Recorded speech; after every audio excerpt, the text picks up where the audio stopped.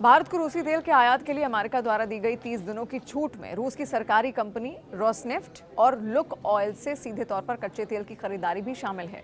सरकारी अधिकारियों ने इसे स्पष्ट करते हुए कहा कि रूसी तेल समुद्र में फंसा हुआ है। उन्होंने कहा कि देश अब तरलीकृत प्राकृतिक गैस यानी कि एलएनजी और एलपीजी के नए स्रोतों की भी तलाश कर रहा है ताकि हॉर्मुज स्ट्रेट के जरिए आपूर्ति से बचा जा सके। पेट्रोलियम एवं प्राकृतिक गैस मंत्री हरदीप सिंह पुरी ने कहा कि देश में ईंधन का आयात हॉर्मुज से इतर अन्य सभी मार्गों से हो रहा है।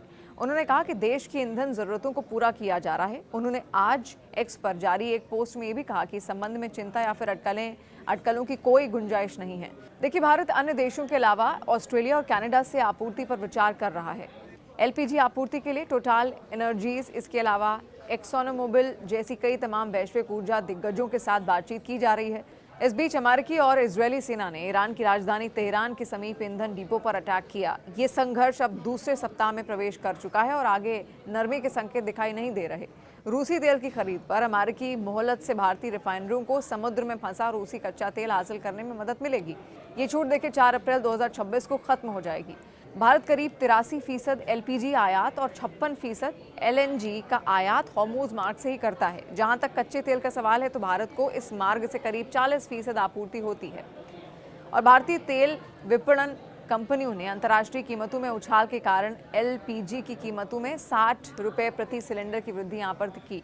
और देखिए, दिल्ली में 14.2 किलोग्राम के एलपीजी सिलेंडर की कीमत अब 913 रुपये यहाँ पर हो गई है। और दिल्ली में वाणिज्य उपयोग वाले 19 किलोग्राम के एलपीजी सिलेंडर की कीमत 114.5 रुपये बढ़ाकर 1883 रुपये कर दी गई है। देखिए, सरकार ने रिफाइनिंग कंपनियों को निर्देश दिया है कि एलपीजी का उत्पादन अधिकतम किया जाए। सरकारी आंकड़ों के अनुसार भारत में लगभग 33 करोड़ सक्रिय एलपीजी ग्राहक इस वक्त हैं।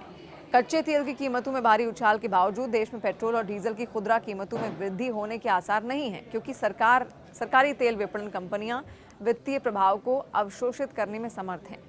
देखिए, रूस के राष्ट्रपति व्लादिमीर पुतिन ने कहा है कि रूस यूरोप को तेल और गैस की आपूर्ति के लिए तैयार है, लेकिन इसके साथ ही कुछ शर्तों का पालन भी करना होगा।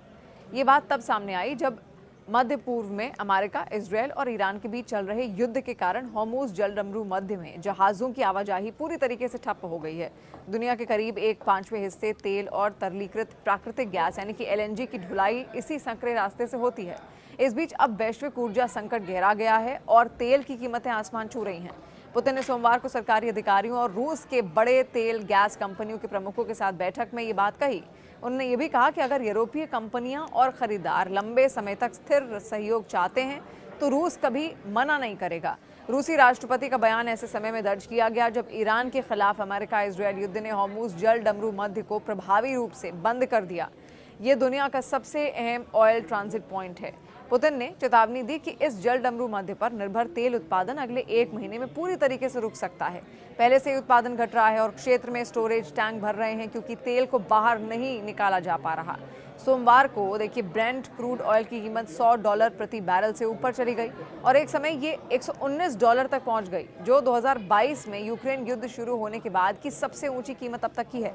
वहीं रविवार को ही कीमतों में 30% से ज्यादा की छलांग लगी। दुनिया भर में ऊर्जा की कमी का डर बढ़ गया।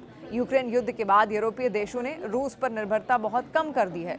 2022 में यूरोपीय संघ ने रूसी कच्चे तेल के समुद्री आयात पर पाबंदी लगा दी।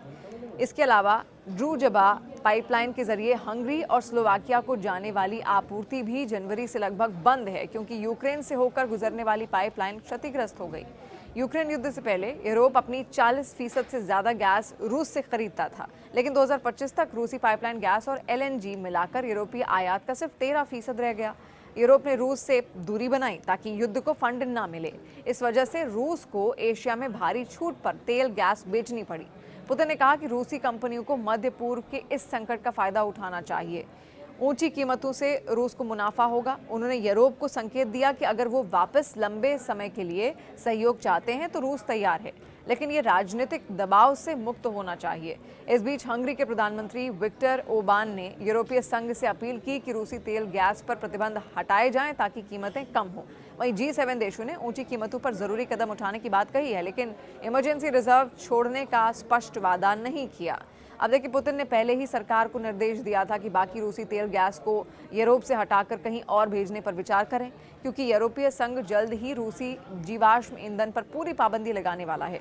अब मध्य पूर्व का संकट रूस के लिए नया अवसर भी बन चुका है और इसीलिए अब रूस अपने लिए नए नए विकल्प तलाश रहा है।